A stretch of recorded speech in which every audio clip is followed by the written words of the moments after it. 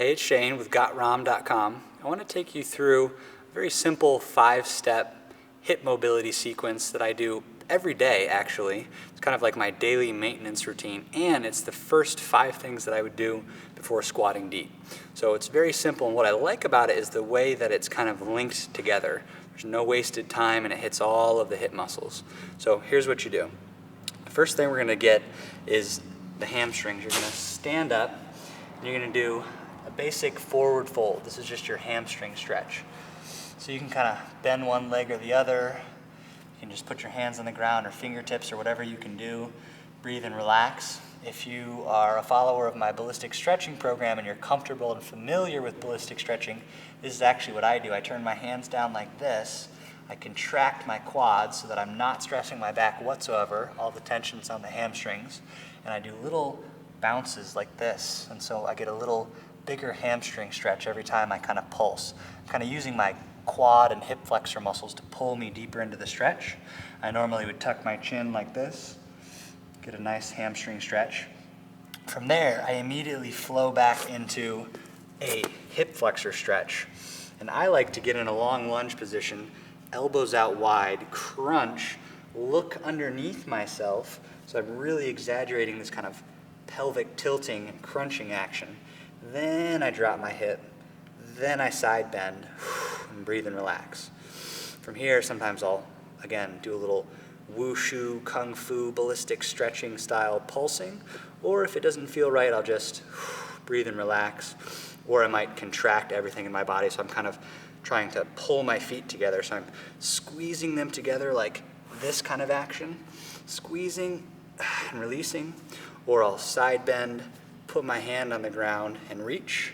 I'm getting just a big old hip flexor stretch here. So I would get this on both sides. I would switch feet, but we'll just do one side. So the next thing I do is I walk my foot over like this, and I let my knee drop down a couple times, like this, to kind of open up my hips into external rotation. When I feel comfortable enough, I will reach my hand underneath to pin this leg down, drop my shoulder towards the ground, and then breathe and relax. Another angle on it would be from here, rotating, dropping, breathing and relaxing. And again, another angle here, rotating, breathing and relaxing. I'm actually applying kind of a twisting force with my forearm here on my femur, and that really helps me get a deeper glute stretch. So sometimes, if I'm feeling like I need extra glute work, I would sit up like this, swing this leg across onto the outside, and then lean forward. This is fire log pose, and now I'm stretching the opposite glute. But that's kind of like a bonus for the glutes if they're feeling extra tight for me. You might not be able to get into this position. I wouldn't expect most people to automatically be able to do that. So you might be here, but you can still get some good work done here to get that external rotation, which you really need to be able to get the hips open when you squat. So, going back into our flow, we were in this position.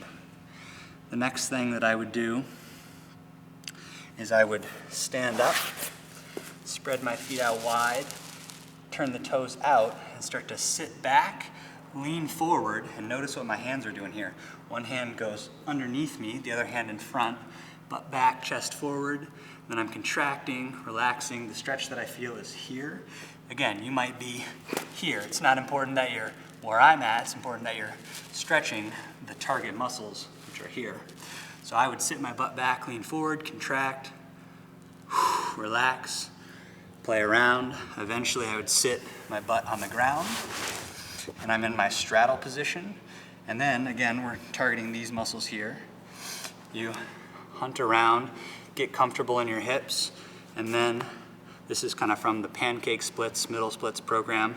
You can kind of go side to side, and then a little lower, side to side, a little lower, or my personal favorite is, again, that wushu ballistic stretching. So I go hands on my forehead, and I use it as like kind of like a target. So I am here, and I bounce and adjust and get deeper and deeper into my pancake splits. course, like I've been saying, I won't expect you to be down there, but go through that flow, which to recap in quick time would be forward folding, hip flexor stretches, pigeon pose stretches, or the fire log version of pigeon pose if you want, and going up into your straddle positions and into your pancakes. So give it a shot. Don't think you have to be all the way into your splits. If you're just about to squat heavy, don't, go for new ranges of motion, because brand new range of motion is weak range. New range is weak range. So don't go for like a max effort split. Just go for limbering up your adductor muscles, your hamstrings, your hip flexors, and your glutes, and you'll find that your squatting is very deep and very comfortable. So give it a shot. Yeah, be cool, just move with the